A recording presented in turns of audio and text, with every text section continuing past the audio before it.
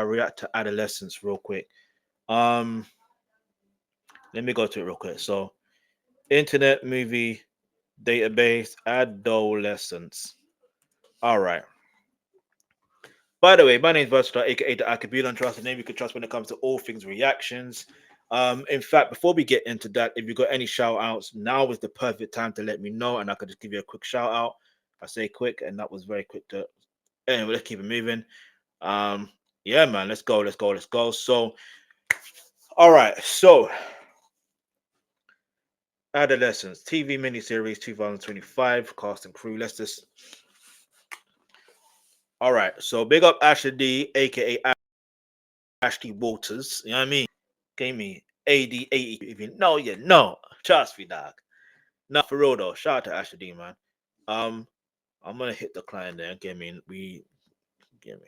decline.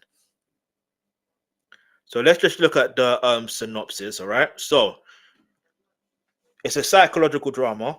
Yeah. When a 13-year-old is accused the of a classmate, his family, therapist, and detective in charge are left asking what really happened. And you know what's interesting? The fact that it was a four-part miniseries. Um, the way I want to break this down is I'm gonna break it down scene like episode by episode. So yes, it is a spoiler alert. So if you haven't seen it, I strongly recommend you. I was gonna say turn the TV off, but come back in the next 10 minutes or yeah. Do you know what I mean? I'm gonna try and spend at least 10 minutes on this and then move on to something else. All right. So the creators of the show was Stephen Graham, legend in the thing. You know what I mean? And Jack Thorne. Stars are Owen Cooper, Stephen Graham, and Ashley Waters, aka Asher D. Sorry, I can't call him Ashley Waters like that. I just know him as Asher D. You know what? I gotta check this. Okay, it's on. All right. So there's 4 episodes, like I mentioned. So let's start with episode 1. All right. So episode 1. I wonder if I can actually. All right. So the episode 1, right? Police break down the door of the Miller's family home. Yeah, teenage teenager Jamie is arrested and taken in for questioning, but insists he's done nothing wrong. Now, like I said, spoiler alert. Yeah, spoiler alert. Um, so how do I break this down? How do I break this down? In fact, I like the fact that there's actually actual photos here because it just breaks it down further for me. Do you know what I mean? It helps me. All right, I must do more of this. I can't even lie. Still reacting to content like this, TV and that. All right, excuse me, or films. You want me to do more of that? Let me know. All right, so obviously this scene here, you can see that this guy here is the father, and that's that boy that's been arrested. Yeah, and then this guy here, if I remember correctly, that's the solicitor in America. You don't call it the attorney and that. You know what I mean? So yeah, and which even when I think about it, yeah, like in this particular episode, like the way it was filmed is very interesting, but also on top of that, because it's like it was seen in one person view. That makes sense. Like it's like you're watching, but you feel like someone else is watching. If that makes sense. That's how it felt all the way through from episode 1 to 4. Um, but yeah, it what I found very interesting from when the boy was arrested, like, is a fact of the father should have been calling the solicitor straight away if he had a solicitor. Do you understand? Or that's my first thing that I'm thinking. That should be the first thing you should do. Like your boy's been arrested. The first thing you should do is call the solicitor and say, "Look, my son's been arrested. God forbid. I'm just gonna because I want to. I'm being careful with the words I'm saying here. Basically, his son's been arrested. Can I don't know what to say in those situations, but obviously he needs to go help solve the problem. But make sure you look into the case, see what evidence they have on him and do the best to make sure you can represent him to either, if he's guilty, then help him reduce his sentence, or if he is innocent, make him, do you know what I mean? Then obviously help him get free. But and obviously, listen, I'm not saying that if you have a solicitor, you should be able to have a reduced sentence. If anything, I'm not saying that. I'm just doing it based on the things I'm seeing here, because obviously he's a child, right? Do you know what I mean? So it makes it really tricky, because it also reminds me of a time when, do you know what I mean? There was a situation in night, was it 1993? Do you know what I mean? And yeah, you could say they were kids, but it took them years later, like for them to find out those group of people. Do you know what I mean? Anyway, I won't even go too deep into it. But if you know the story, you know the story. Yeah, I'm not even gonna go too deep into it because that's another story. But yeah, so again, the solicitor is talking to the mom and the father, and obviously the sisters there, and it just to me, I felt like the solicitor didn't do a good enough job. I don't care. The solicitor didn't do a good enough job. And the reason why I'm saying that is because, again, he should have found out. And look, I said it's going to take 10 minutes, but so let me kind of speed through it. He should have found out the facts first before speaking to the family again. Do you know what I mean? I say again, but this was the first time we more or less met the parents. Do you understand? Like, to me, it just didn't make sense. Anyway, we go to the next slide. Obviously, we have the scene here with Jamie, is the character, the name of the character, and he's in a situation where he has to go through a search. And I found this very interesting, yet very, very disturbing. Very disturbing, especially if you know, in the UK, by the way, just look at what some people of the law enforcement, I'm going to put it in that terms, that have been arrested for and been jailed for. Maybe not for a very long time, but yeah. So I found that extremely disturbing. So for them to go that far with it, yo, very disturbing, by the way. Very, very disturbing. Like, very disturbing. Like, I understand searching and stuff like that. And here's the other thing. Like, yes, I'm gonna use the race card. If he was black, before they even get into the police station, they're already searching them.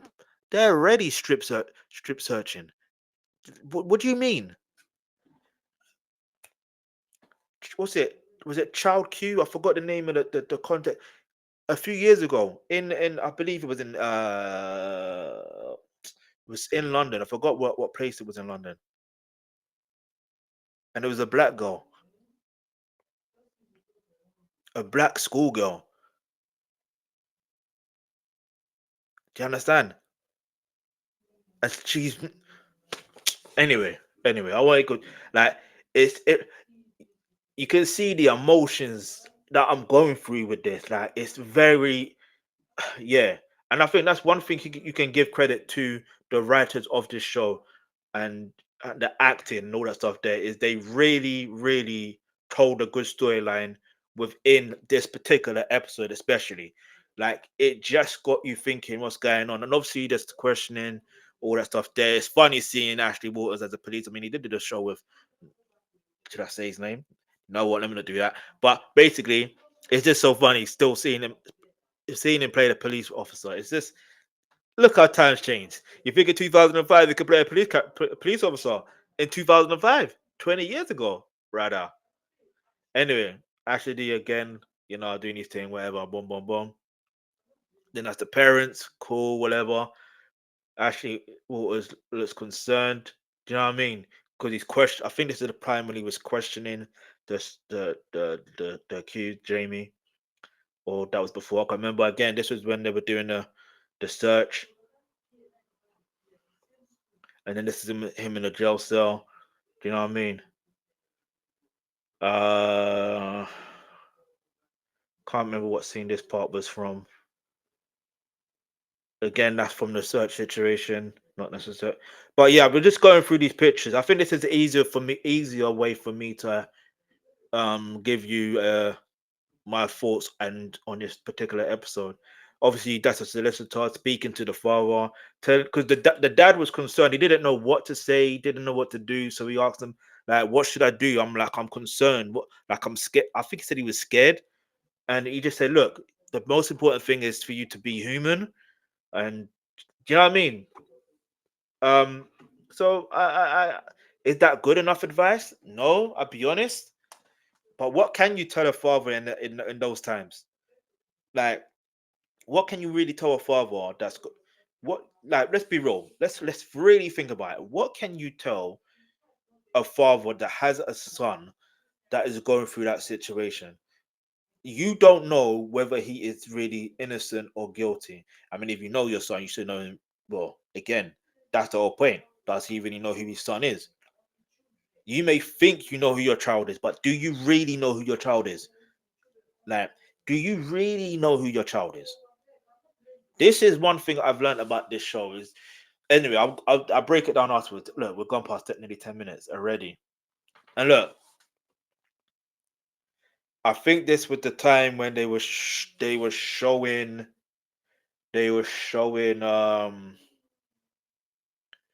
showed the evidence or something like that.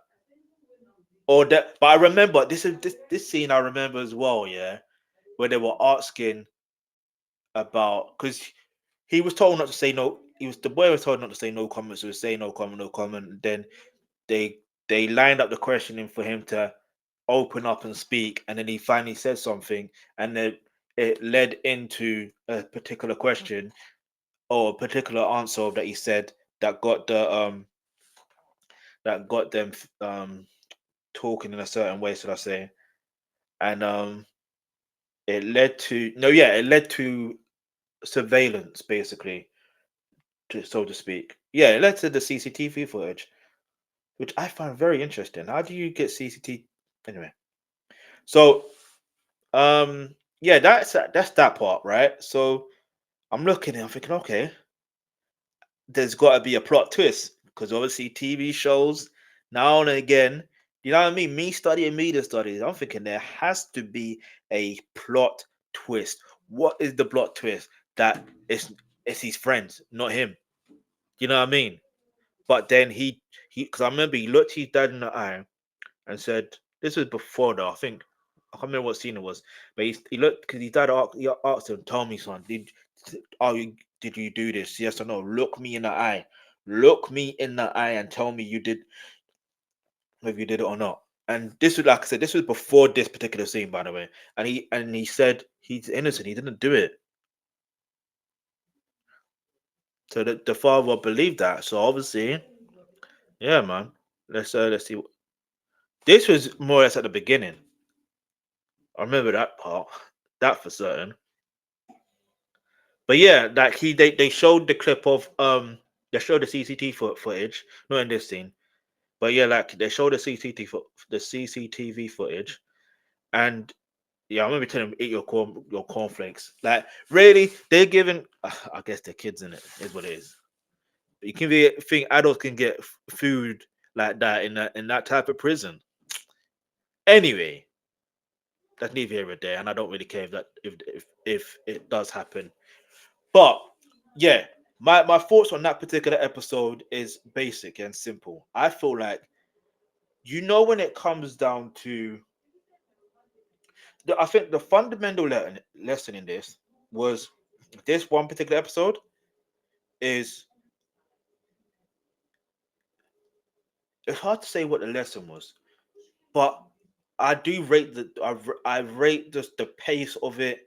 I rate the acting of it. I rate it highly, because I was confused to the point where, not confused, yeah, but I was like, I've said, there has to be a plot twist.